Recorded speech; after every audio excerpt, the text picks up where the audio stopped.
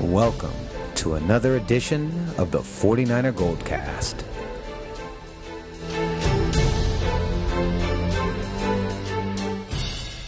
San Francisco, are you ready? Bam!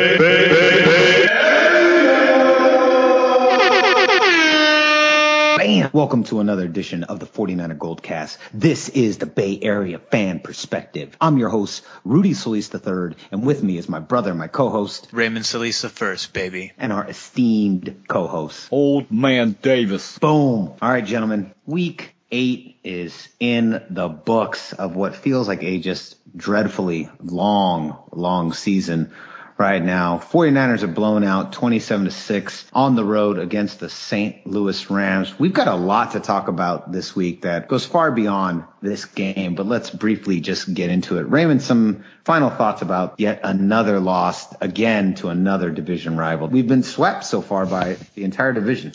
Same story, different Sunday. I think the responsibility goes to me. That's what I think. The same thing. Kaep struggles to really get adequate protection, and Kaep struggles to get pass protection, and the running game fails to gain any traction despite kind of having a platoon. Multiple injuries this time. This was one of the worst ones just because it was one injury after another, particularly on the rushing side. Mike Davis went down with an injury. Reggie Bush went down with an ACL as he was running out of bounds and just kind of slipped on the awkwardly placed concrete on the Rams sideline, which doesn't make any sense. The league's actually coming down on them for that. Yeah, second player in as many weeks to get injured on that concrete side. Defensively, some great halftime adjustments. Unfortunately, the damage was already done. The big plays, once again, getting the best of the Niners. And this time it was the running game. And no pass rush, no sacks. Bowman and Tart had a good debut performance, but it didn't necessarily do enough as a group to really thwart the Rams' mediocre offense. But the running game did what it's been doing all year long, and that's get big gash plays on opponents. The Niners just let that one slip. Poor tackling all around, especially in the first half. It's a frustrating season. Really, really, really frustrating. And this game was kind of the tipping point for me as far as Kaepernick's play goes, because I've been defending him all year. I'll give this team everything I have every week. But it's really hard to defend a player when you miss a wide open Torrey Smith. Number one, when a player like Torrey Smith is open, you cannot miss that opportunity. And he missed it. He was as blind as a bat on that play. To me, that was a tipping point where I finally started to switch over to the other side, to the skepticism side of Kaepernick. I've been defending him all year because the truth of the matter is nobody can necessarily play well behind that line. Nobody. Not even the best quarterbacks in the league. Kaep, I'm over here. Throw the ball. I'm over here. Can you hear me? I'm over here. Yeah, and the point is he was trying to do it. He was trying to be inconspicuous about it because otherwise they would have made an adjustment on it. And that's just indicative of one of Kaep's big problems is his inability to see the entire field the way he's supposed to see it. I think all of our plays are good plays. Part of it's situationally, depending on what the defense is going to show us on that play. But I digress because we have a lot more to talk about. I thought you were going to go left. I thought you were going to hook it. Old Man Davis, any thoughts before we move on? Yeah, this was a long day at the office for the 49ers. Offensive line blocked long enough for the quarterback, but it wasn't long enough to hold quarterback in the pocket because the man never stayed in the pocket. He just continued to run away. His O-line couldn't protect him. Those wide receivers couldn't be any more open, just as Ray had said. I was really happy to see that I did really well in Vegas. But dissatisfied knowing that I'm here on the Goldcast, and as a 49er fan, I've wasted another Sunday watching the 49ers. Yeah, real quick about that defense. Once again, we make these huge second half adjustments and pretty much, shut down what little exists of the St. Louis offense. And look at Gurley.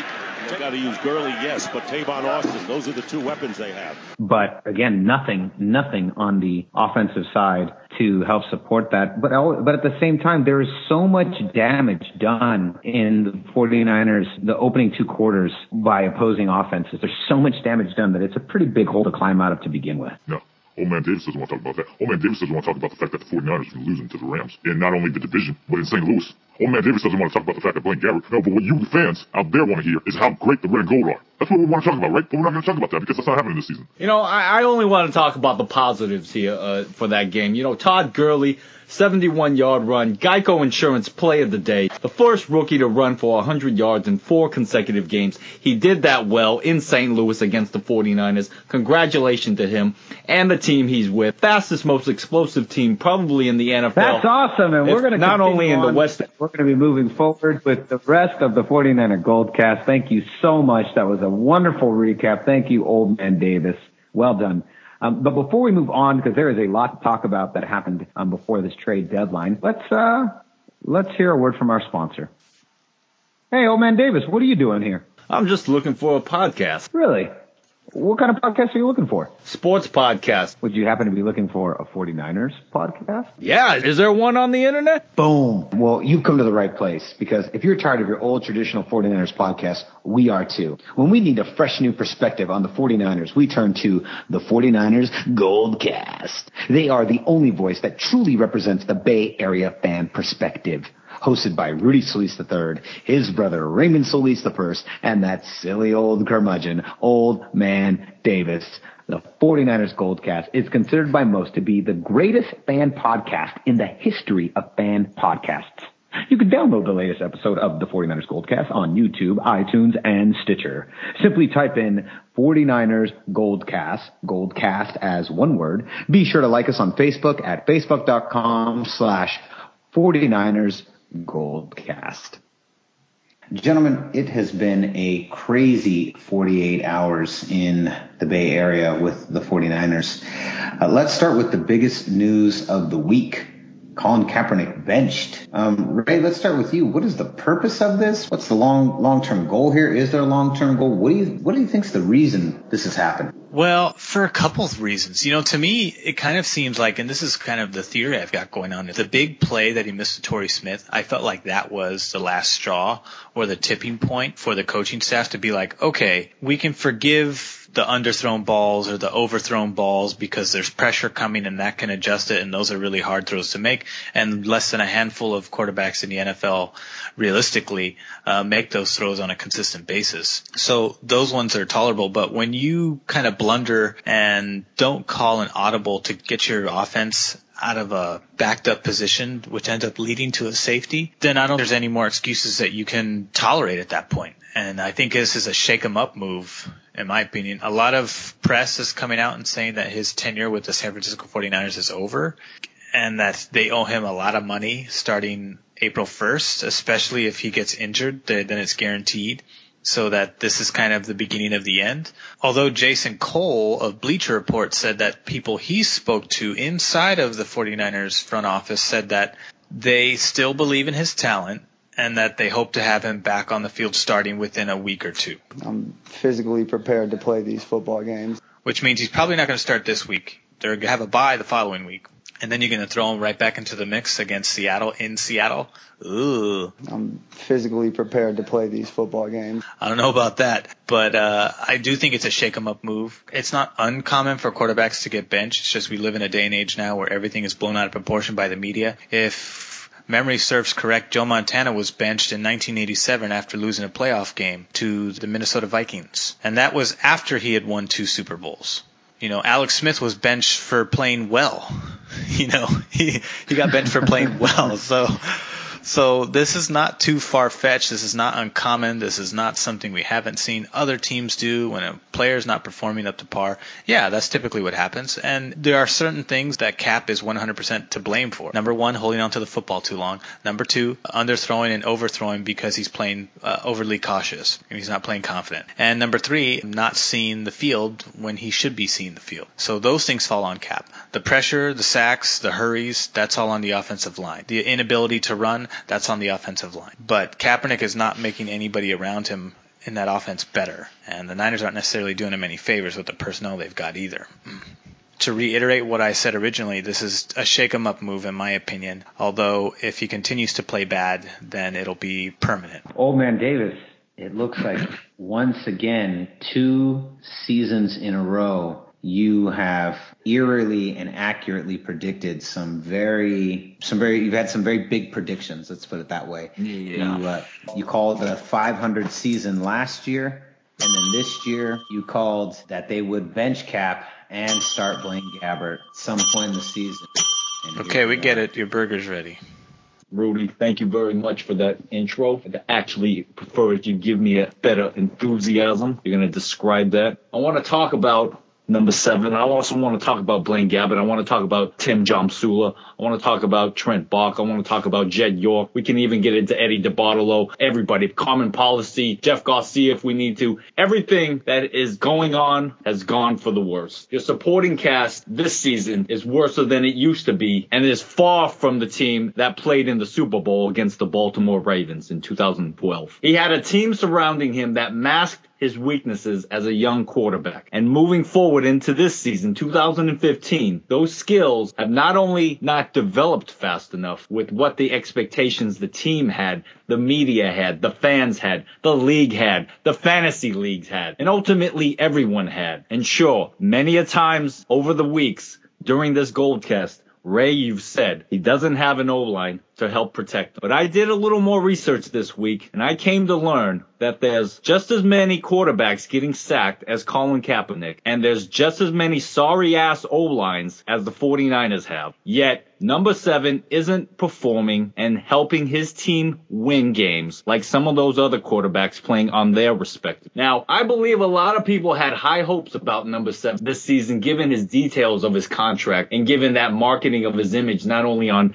video games, but endorsement deals NFL related. It could have been shaving cream or it could have been underwear. But the man's face and name have been thrown in over the last 2 seasons so much that he's been accepted as a premier player. Since there's so much anticipation and hype about number 7, it's inevitable that he has to come down hard and land on his face fast because he hasn't lived up to the hype and to the expectations everybody has built on him. And now he's in a position where he's looked down so bad by not only his teammates, but the media and everybody else, including ourselves, that we're not even giving him a chance anymore. We're benching him, and we're putting in Blaine Gabbert, who, although I spoke highly of in the preseason, nobody had any high expectations or hopes for him during his signing with the 49ers, let alone him being the number 2 quarterback in any event that number 7 fell ill or got injured. What I've never made mention on this Goldcast was the San Francisco 49ers only chose to have 2 quarterbacks when most teams will have 3 quarterbacks on the roster. But you can only imagine that the 49ers were so confident in number 7 this season that they only kept 2. And now you have been calling for Blaine Gabbert forever. I have. Finally got it. And now what? Now you're going to turn face? Shame on you, old man. I'm sharing with you what I feel that a lot of fans out there probably are thinking. That not much is going to change even with Blaine. But Blaine, I know that you're capable of throwing some balls in the pocket. I know you've come from a history with the Jacksonville Jaguars of not winning games. Is this an opportunity for you with the red and gold? Have to evaluate everybody on the field. Possibly. And with Daniel Kilgore returning soon, maybe we might see a quarterback out of Blaine that's unseen. Raymond, do you think we're going to see that out of Blaine Gabbert?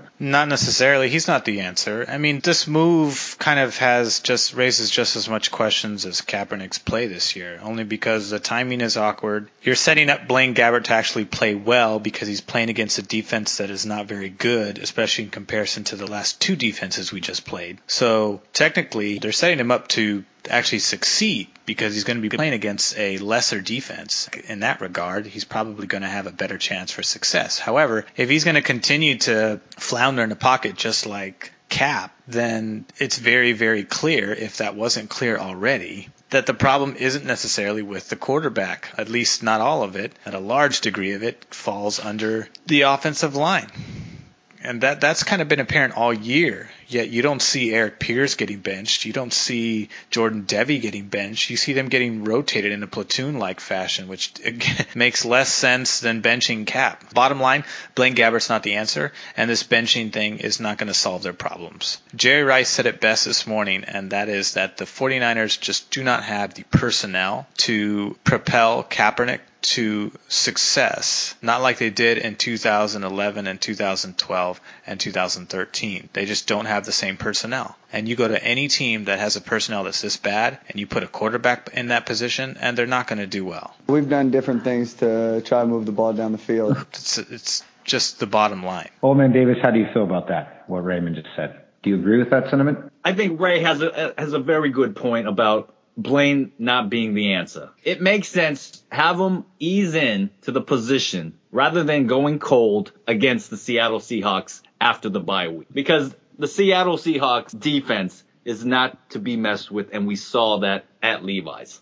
I'm not saying he is the answer. He's not. But we have to see what he's capable of doing since he's there. And right now, I don't see the receiver core that puts a whole lot of trust into number 7 right now, given what we saw in St. Louis. Do they trust Blaine? We don't know. Gabbert's a Band-Aid, and not a very good one at that. I like how Blaine plays his position. He stays in the pocket, and although we're not saying that there's going to be much of a pocket once he calls go, he still will probably take chances in throwing the ball timely to his receivers. Hopefully it's not worse, right? Because he can throw as many interceptions as he wants, miss throws to his receivers, and maybe not even see his receivers, and he'll still have a better shot than number 7 is at this point. There's not that many free agent quarterbacks waiting on the edge of the seats looking for a job this season. Most of them are signed. The ones that are available aren't very good. Yeah, exactly. So if they're thinking if Balky has any hopes of signing any free agent quarterbacks, it's going to be slim pickings. Here's another statistic I've seen is looking at those quarterbacks that are running with their legs and gaining first downs. Colin Kaepernick is number 3 and has stayed number 3 over the last 3 seasons, far from even second or first behind Russell Wilson and Cam Newton. If he's not even using his legs or his mobility to help get a first down for the offense, then he's not helping his team win. Because we know he can't pass the ball. That's already given. We know that the 49ers don't have a running game. That's a given. So if he can't run, then he's better off being on the sideline. Put on your headphones. I think he's going to learn from this for sure. I think it's good. The shakeup is probably good. I think that Blaine Gabbert's passing probably can't be any worse than what we're seeing coming out of Kaep on his bad days. He is really bad. And his confidence is definitely crushed. Have you guys seen the stats of Kaep versus Cam? Let me read you guys these stats. So, completion rate. Kaep is 59.3%. Cam is 54.2. Passing yards. Kaep, 1,615. Cam, 1,523. Total touchdowns. Kaep is 6. Cam is 11. Interceptions. Kaep is 5. Cam is 8. Sacks. Kaep is 28. Cam is 13. Quarterback rating. Kaep is 78.8. Cam is 78.1. Rushing yards. Kaep is 256. Cam is 286. Almost identical. Very, very similar. With the exception of sacks, Kaep actually edges him in almost every category. Almost every category except for TDs. Yeah. I want to respond to this. A lot of that has to do with Cam Newton's offensive Still not being very good. No. I would probably... The fact that he's overrated and reckless? Always has been. The fact that they're a team that is 7-0. That's a big part of it too. Absolutely, of course. Defense. I was just going to add that a lot of Cam Newton's success this season has to do with offensive coordinator Mike Shula. If you just look at the type of plays that are being given to a quarterback, and if they play to the skill set of that quarterback, then yes, you're going to have a quarterback that's very successful. Look at Andrew Luck. Pep Hamilton just got released by the Indianapolis Colts. The Colts suck. What is Jeep Christ not doing for number 7 that gets them first downs, that gets them touchdowns, that gets them points on the board? Some of it goes on him too. At the same time, if you can't run or pass because of your offensive line, I mean, it really does, and I feel like we're beating a dead horse here or spinning a broken record, but fact is, it all starts with the O-line, and until they fix that area, and here's the thing, they can't necessarily put in other players because, number one, with the exception of Tiller, you can't bring in Brown Brandon Thomas isn't ready. Trenton Brown isn't a zone blocking offensive lineman. And to put him into that scenario is like asking him to learn a completely new style of blocking, which is like a whole new another language. They would have to rewrite the entire script. The script has been written for this season, and the script says we zone block this year primarily. So they kind of have to stick to it until the following offseason, because then they can start to rewrite things and bring in some fresh blood. But until then, I just don't understand why they don't make some kind of change on the offensive line, because Pierce is killing us, and him and Devy are statistically the worst offensive linemen in the NFL, yet they continue to start every single week. Riddle me that, San Francisco. Here's your real question. What do you think about that one, old man Davis? I'm just going to end it because I do agree with you, Ray. This is beating a dead animal to death until there's nothing else left. I don't want to have us sound that savage here on the Goldcast about our own team. This is where we are. This is who we are, and we need to get better, period. But I have to emphasize more than ever that this is a buildup of, yes, the O-line, number 7, the play calling, the leadership, the lack of leadership, the head coach, all of it. Number 7 and his inability to play the position is very real. You look at a quarterback like Tom Brady and a Russell Wilson and their offensive lines that they have to work with, it's much more sack predictable than Colin Kaepernick's. Not by much. But you see Russell Wilson making plays. And as much as we ridicule Russell Wilson and his toilet water drinking, there is nothing about him that we can take away that says he doesn't help his team win. He's not a leader. Even Richard Sherman praises the man. He says that Russell Wilson is their leader. We're talking about leader in sacks. I wanted to bring that up earlier. Russell Wilson leads the league in sacks. You know who's behind number 7? Alex Smith. Yeah, poor Alex Smith. He just he'll never catch a break. He's done. He's been done. He's been done since we shipped him off to Kansas City. So it's me. It starts and stops with me. But I'm glad that Tim Jamsula has really been able to just finally accept the decision of benching him. I think he's doing that because he's a leader. Okay, so is this also the beginning of the end for Tim Jamsula? That is me, 100%. What do you think, Ray? It very well could be. Technically, at least on the offensive side of the ball, the Niners are getting incrementally worse week in and week out. Well, they're losing all their confidence now. Now they're not only just battling poor personnel, but they're also battling morale. And that is a tough one to come with, because usually the remedy for poor morale on any sports team is coaching. And right now the coaching's not able to lift them up, because I'm not sure if this team has the confidence in the coaching that they did at the start of the season. And I don't blame them at this point. And to be honest, the woes are still very, very heavily on the offensive side of the ball, but they look worse than they did last year. Yes, the offensive line is worse, but the scheme is not working. What they've had going on is not working. The personnel they have to implement the scheme is not executing. Football team has to work together as one cohesive unit, and these guys are doing the exact opposite. And you cannot win football games that way, as evidenced by their record. So if Tomsula continues to slide like this, can't control the pieces he's been dealt, even though it's a shitty hand that he's been given, then yeah, his job could very well be on the line, especially if he's not able to turn it around. At least what will save Tomsula's job is if he shows improvement from now until the end of the season. But if it just keeps getting worse and worse and worse, then yeah, I think Balky's going to have to make an executive decision. And I think it starts with him. I'm not necessarily sure what happens to the rest of the staff. I actually think Mangini's pretty decent. He just needs to make adjustments sooner rather than later. Yeah, I actually think Mangini's pretty decent too. He's one of the few coaches that I actually really like in that scheme. And I think Jeep Chris means well, just like Tomsula does, but Jeep Chris hasn't impressed me since week 1. Beyond the offensive line, Kaep has been a tough nut to crack for Greg Roman and Jeep Jesus Christ. They're not playing to his strengths. They are, but they're not. I've said this before. I'll say it again. Tim Jamsula was not the man. He is not the man. And at this point will never be the man that leads a team as an NFL head coach. Okay? That's true. What we did today, not good enough. And that is me, 100%. It's looking to be the case. 100%.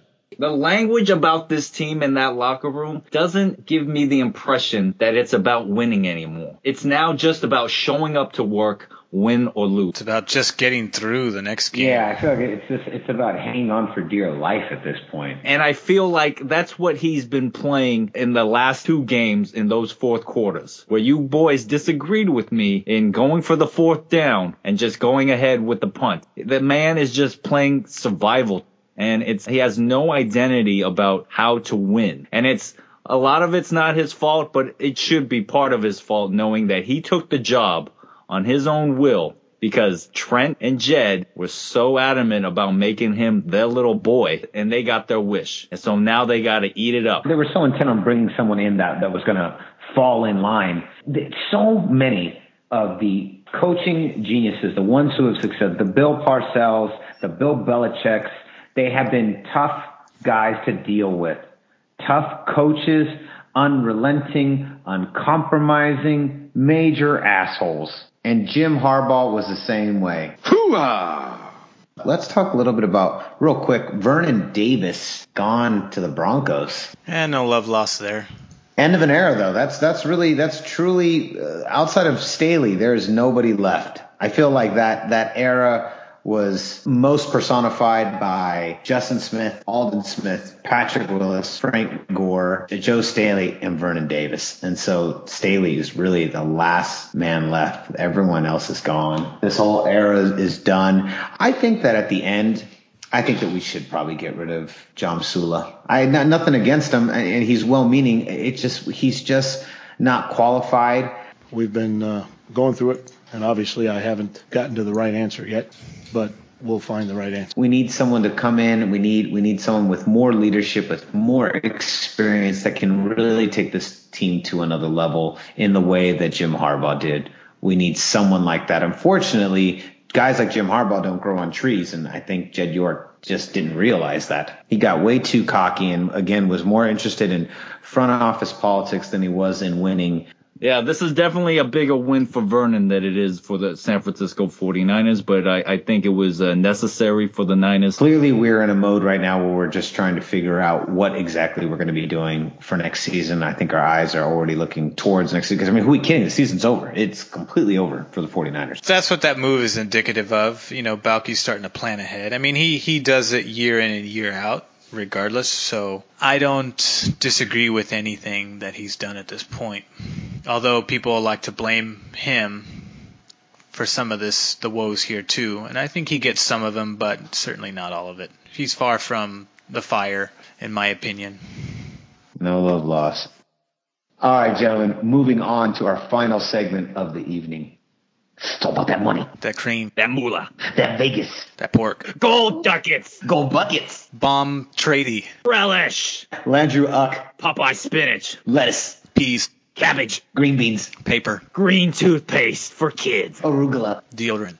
Any kind. Lime juice. Arugula juice. All right, so before we get into this week's spread, Raymond, give a breakdown to the Bay Area 49er faithful this week's game. Sunday, November 8th at 1:05 p.m. Pacific Standard Time. The Atlanta Falcons are coming to Levi Stadium to face off against the woeful San Francisco 49ers with Blaine Gabbert behind center for the first time in the red and gold.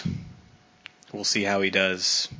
So, gentlemen, Atlanta are 7-point favorites over San Francisco.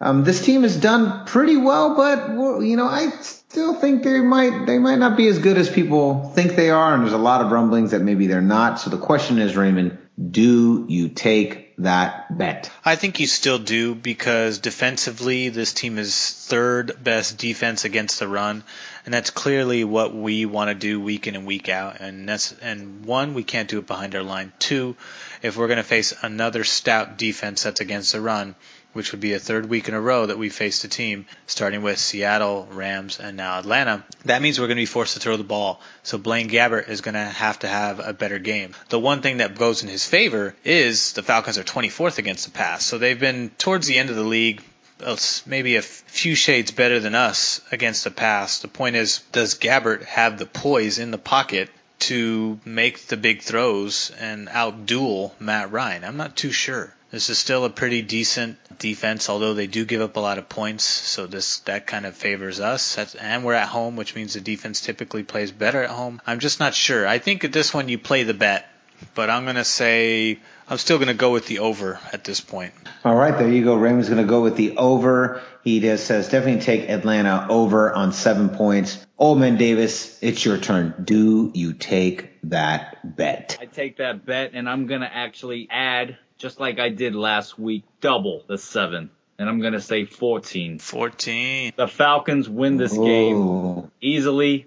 I like the Falcons. I like Matt Ryan. I like Julio Jones. I like Roddy White, even though he's not playing that well this season, given their offensive schemes that the Falcons have been implementing. Oh, that's just it, too. Offensively, this is a top 10 offense across the board.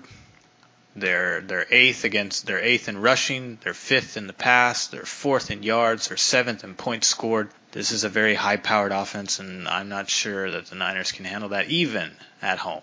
So, yeah. But Matt Ryan, he's practically throwing 300 yards per game. The secondary for the 49ers, we know, have been on the sidelines, eating hot dogs and drinking beer. What can we expect out of the Falcons defense? Not much better, but then again, the San Francisco's offense is hardly average. And so with that said, I see the Falcons putting up points on the board. I know they are traveling from the East, but overall, we'll still see a game that Falcons, given their loss to the Tampa Bay Buccaneers in overtime, is going to be something sour in the mouth. They're going to want to take this game on the road home for the win. Boom. There it is. Well, gentlemen, next week we will officially be moving into week 9, and starting week 9, we begin our playoff predictions, deciding who's going, who's staying, and what the playoff picture will look like. This is a nice, fun competition between the three of us. We had some pretty big predictions. Some came out right, some came out wrong. A lot of good fun, but I'm looking forward to making that shift as we move into the second half of the season. Are you guys ready? Oh, yeah. Oh, yeah. Are you guys ready? Can you dig it? All right, let's do it. They're great. They're great. Raymond, where can they find us? You can like us on Facebook at facebook.com/49ersGoldcast. You can also follow us on Twitter at 49ersGoldcast. You can also subscribe, which is the best way to do it, via YouTube under the same name, 49ers Goldcast, also on Stitcher. That way, when we go live, you will find the latest and greatest from us on time before anybody else who isn't subscribed, and be on top of the latest of the 49ers Goldcast. Raymond, where can they find you? You can find me usually working in the city, but you can also follow me at Ray Solis. You can also follow me on Instagram at Ray Solis1. Like me, follow me. I might follow you back. You got to say something nice. Bam. And you can find me on Twitter and Instagram at Rudy Solis 3rd. Rudy Solis 3RD. Old Man Davis, where can they find you? Find me in Pittsburgh, Heinz Field, where our Oakland Raiders will be stomping over the Pittsburgh Steelers. We're here to win and take it all the way. I'm the best ever. Woo! All right, that's enough. Thank you very much. So concludes, gentlemen, another edition of the 49er Goldcast. We are the Bay Area Fan Perspective. I'm your host, Rudy Solis III, and with me is my brother, my co-host, Raymond Solis the First, baby. And our esteemed co-host, First Down, Old Man Davis. Bam! I'm the best ever. We'll see you next week. Same Goldcast time, same Goldcast channel.